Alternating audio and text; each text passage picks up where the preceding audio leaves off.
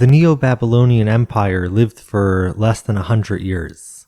Only 6 kings would reign, and of those, only 3 would have lengthy and particularly significant reigns. Those 3 are the founder of the empire, Nabopolassar, his son and successor, Nebuchadnezzar II, and finally, after an interim of the 3 less significant kings, there arose the last king of the Neo-Babylonian Empire, the notorious Nabonidus.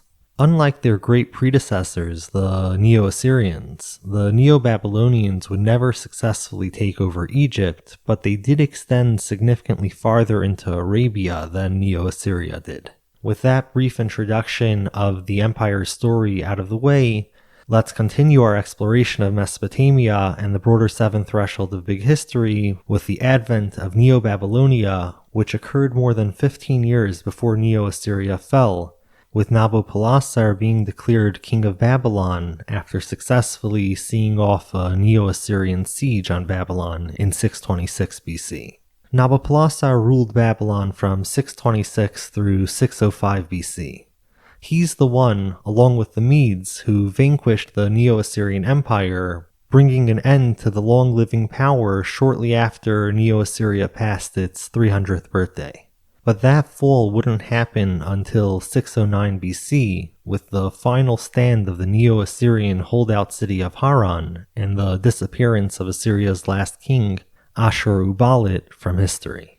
First, even before Nabopolassar was crowned king, he had taken over the city of Babylon along with a couple of other cities at a vulnerable time for Assyria. Assyria was seeing the transition of power of 2 monarchs around this time.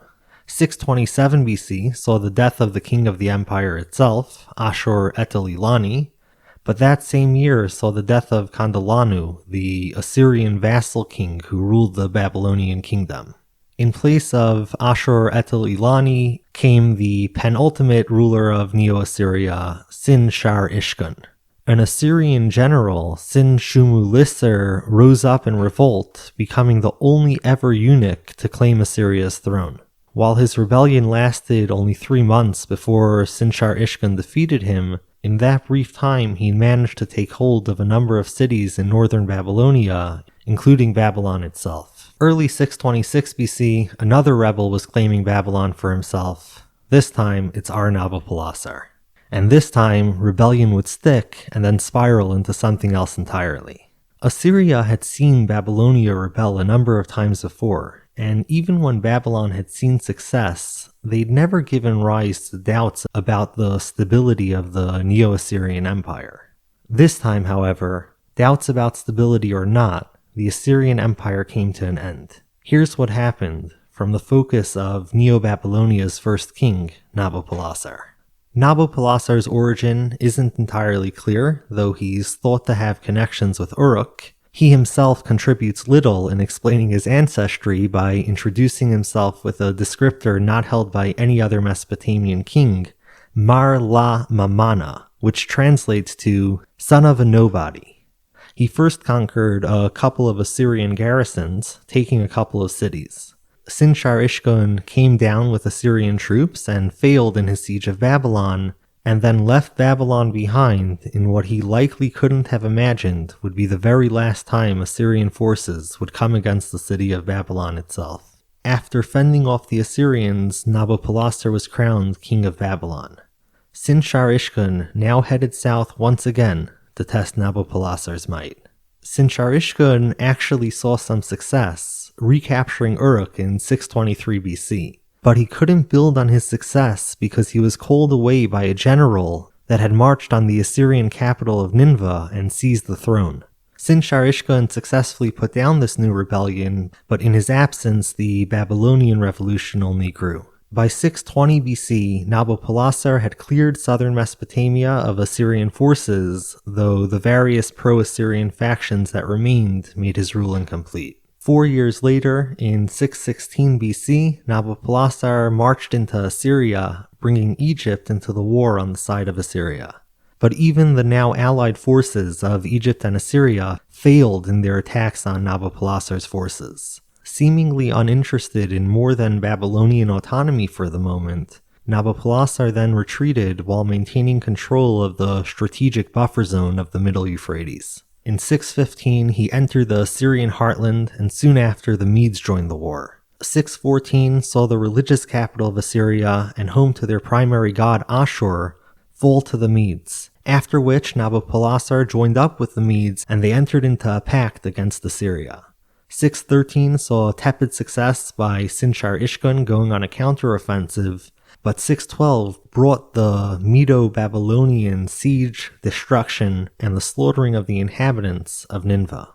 Nineveh had been the capital of Assyria since the time of Sennacherib, and this Medo-Babylonian conquest and slaughter presumably brought the death of King Sinshar-Ishkun himself. More cities were destroyed afterwards. The remaining Assyrian forces fled to Haran, now under their new king Ashurbanipal II. The following year would see Nabopolassar focus on firming up his rule in northern Mesopotamia before, together with the Medes, setting siege to Haran in 610. Haran fell, but Ashurbanipal, having earlier fled the city, returned to set siege on Haran, but that soon failed, giving us the end date of 609 BC for the Neo-Assyrian Empire. Nabopolassar then hunted down what was left of the Assyrian army and found himself at war with Urartu, while the Egyptians under Pharaoh Necho, in their continued alliance with the remnants of Assyria, made their way up the Levant into Syria.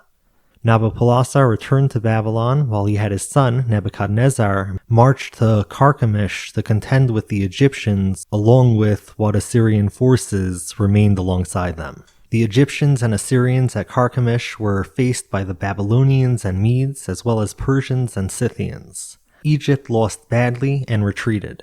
Nebuchadnezzar learned of his father's death and headed back to Babylon, only now Prince General Nebuchadnezzar is king. Nebuchadnezzar II, or Nabukadurri-Ussur, had spent the earlier years of his father's reign as the high priest of the Eanna Temple. And as we saw, he closed his father's reign as the top general of Babylon.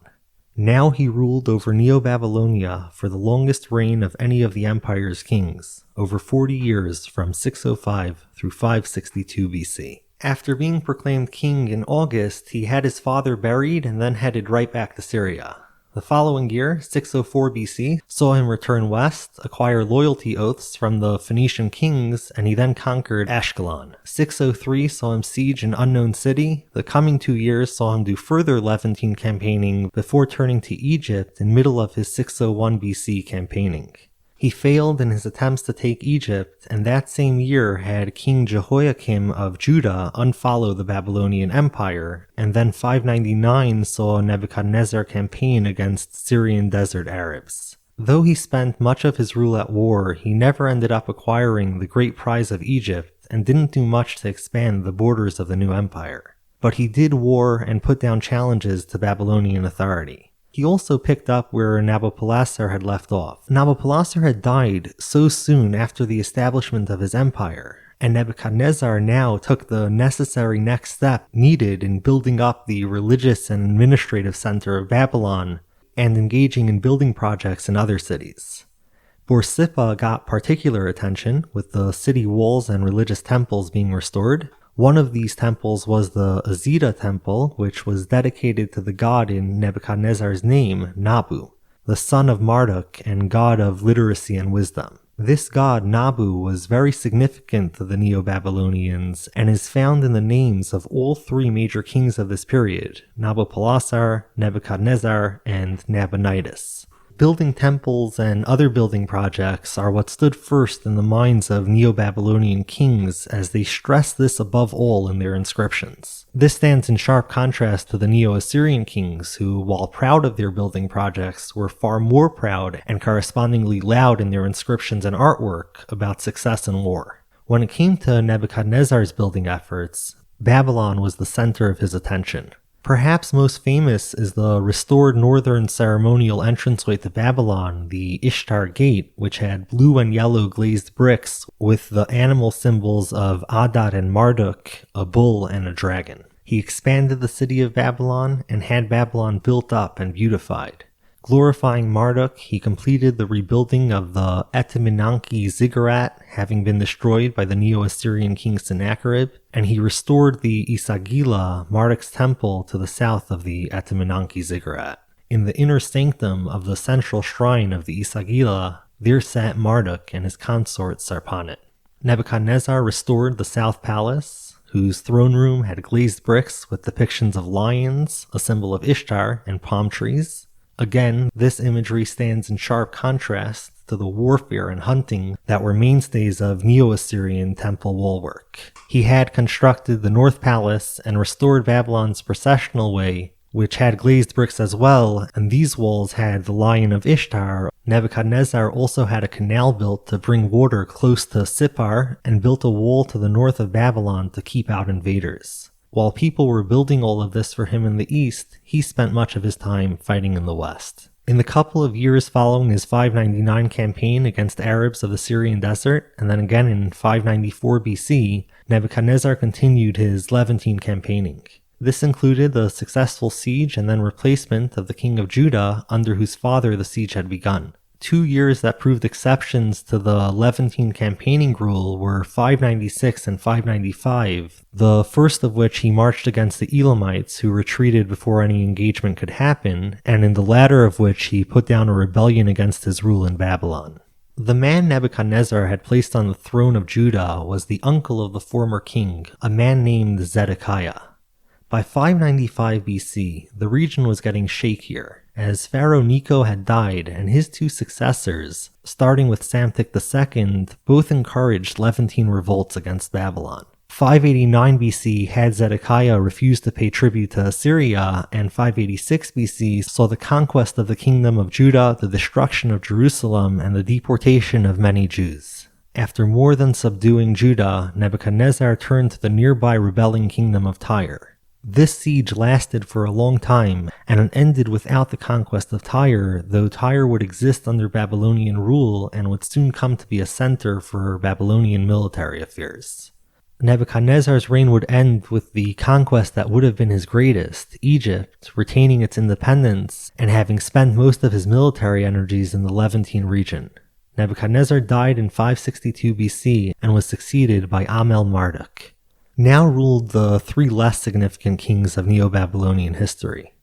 Amel-Marduk was the son of Nebuchadnezzar and his legitimate successor, but after just 2 years on the throne, a man who was married to a daughter of Nebuchadnezzar, making him Amel-Marduk's brother-in-law, Neriglissar, usurped the throne, and his reign would run from 560 to 556 BC. 557 saw him campaign into Anatolia, pursuing king of Peridu Apuwashu to Ura, Apuwashu's capital, and sacking it. Neriglissar was succeeded in 556 by his son Labashi-Marduk, whose reign lasted months before he was usurped, perhaps in a coup led by Belshazzar, but whatever the case for the usurper, the following king instantiated on the throne was the last king of Neo-Babylonian history, and the relatively old father of Belshazzar, Nabonidus. Nabonidus was the only child of Adad-Gupi, his mother who had originally lived in Haran, the final stronghold of Assyria, and who was 39 years old when Haran fell to the Babylonians and Medes and saw its temple to Sin, the Akulkul, destroyed. Nabonidus returned Babylonian forces in 556 to eastern Cilicia, brought back booty, and celebrated the Akitu festival, the Babylonian New Year's. His major focus on the building front was the Akulkul of Sin at Haran, which he said he was told to restore by Marduk and Sin in a dream. 553 and 552 BC saw him campaigning in the west, including taking numerous cities in Arabia before settling himself in one of them, Tema. He remained there for around 10 years, during which the New Year's festival was suspended as the king was needed for crucial rituals. He came back in 543 or 542 BC. While Nabonidus lives in Tema, Belshazzar had ruled in Babylon as his regent. One contested suggestion to at least partially explain his move is the prior existence of popular lunar deities in the area, and of course we know that Nabonidus shared some of his mother's appreciation for the god Sin. When Babylon was eventually conquered by Cyrus, much was made of Nabonidus' impiety and his improper elevation of the god Sin. The extent of what Nabonidus believed and proposed is debated. Early on in his reign, Nabonidus didn't describe Marduk and Sin the way they traditionally had been, even leaving Marduk out of some inscriptions. But he did in fact refer to Marduk as the king of the gods, acknowledging his superiority, but he also regularly left out some of the other traditional titles that were ascribed to Marduk. And he propped up Sin with new titles, like the Light of Mankind and the Exalted Lord. When he moved to Tema, orthodoxy returned to the inscriptions, but when he returned to the throne in Babylon, he expended much effort on having Sin's Haran temple restored, and his reticence in his inscriptions on the matter of Sin's greatness waned, especially in the inscriptions made for the Oculcal. One of Nabonidus' inscriptions reads, quote, Sin, the king of the gods, the lord of the gods and goddesses, unquote. That he particularly liked Sin isn't debated, but whether he actually attempted to replace Marduk with Sin is debated. And the fact is that he celebrated the New Year's festival, which recognized Marduk's supreme authority in the years following his return. As the attack from Cyrus loomed on the horizon, Nabonidus had many city gods brought to Babylon, and in September 539 BC, the last major defense was mustered at a battle at the riverside city of Opis before Persian troops entered Babylon, with Cyrus arriving a couple of weeks later at the end of October as the new king. And we now enter the period of the Persian Empire.